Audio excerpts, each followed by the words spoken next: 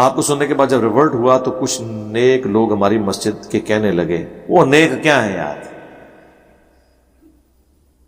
جو شخص پوری زندگی تہجد کی نماز پڑھتا رہا لیکن مزاروں پہ جا کے بابوں کو بھی پکارتا رہا، آپ اس کو نیک سمجھتے ہیں یار؟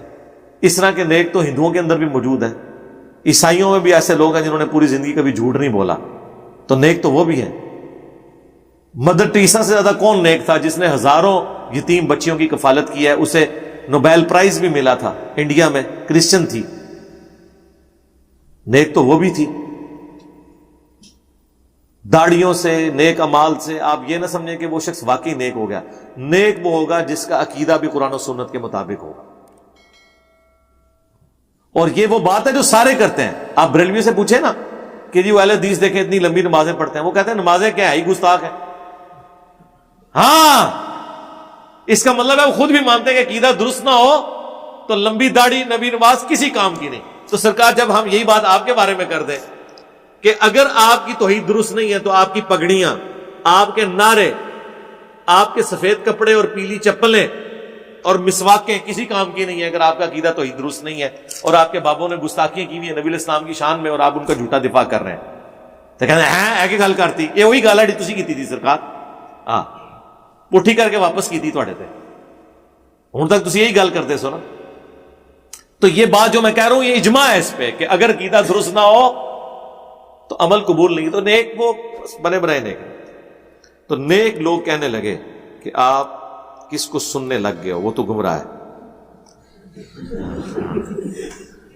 نیک لوگ تو آپ نے کہا تھا کہ وہ تو غیبت بھی نہیں کسی کے کرتے، کسی کے بارے میں وہ سخت جملہ نہیں بولتے، کہتے ہیں نا جی صوفیاء ایک کوئی تھپڑ مارتا ہے وہ دوسرا گال پیش کر دیتے ہیں۔ اس سارے صوفیاء میرے کیس ہی جا کے فیل ہو گئے ہیں۔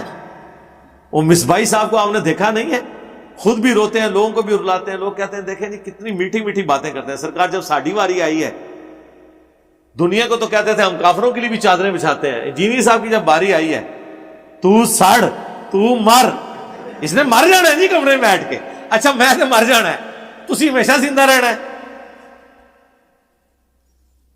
آپ نے بھی مرنا ہے۔ پھر انہوں نے کہا الو کے پٹھے، یہ بھی کہا ہوا ہے۔ میں جتنی بار کلپ لگاتا ہوں مجھے ایک رتی برابر بھی غصہ نہیں آتا، خوش ہوتا ہوں کہ اگر یہ باتیں نہ کرتے میں آپ کو کیسے منواتا کہ یہ سب لوگوں نے لبادے اوڑے ہوئے ہیں خوش اخلاقی کے، جب ان کی دم پہ پاؤں آتا ہے، ان کے مفادات پہ ضرب پڑتی ہے تو دیکھیں ان کی چیخیں آسمانوں تک نکلتی ہیں۔ وہ تو گمراہ صحابہ کے بارے میں سخت بولتا ہے، نعوذ باللہ۔ میرے سے زیادہ صحابہ کرام کا ادب کسی نے نہیں کیا۔ صحابہ کرام کا تعارف اس امت کو اگر کسی نے کرایا تو اس پلیٹ فارم نے، الحمدللہ۔ خالی میں نوکر صحابہ دا لکھ کے آپ سمجھ رہے ہیں آپ صحابہ کے خدمت گار ہیں، یا اپنے زوم میں کسی بندے کو قتل کر کے آپ صحابہ کے عاشق بنے ہوئے ہیں؟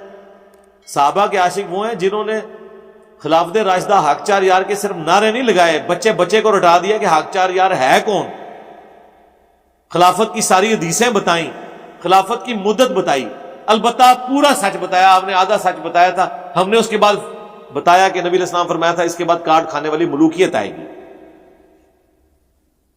اس سے آپ کو تکلیف ہوگی۔ خلافت راشدہ کا تعارف ہم نے کروایا،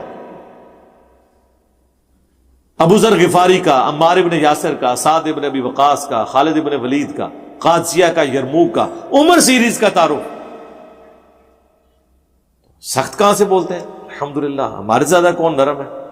ہاں البتہ جو رسول اللہ صلی اللہ علیہ وآلہ وسلم نے فرمایا ہے کہ عمار کو باغی جماعت قتل کرے گی، عمار انہیں اللہ اور جنت کی طرف بلا رہے ہوں گے، وہ جماعت جہنم کی طرف بلانے والی ہوگی۔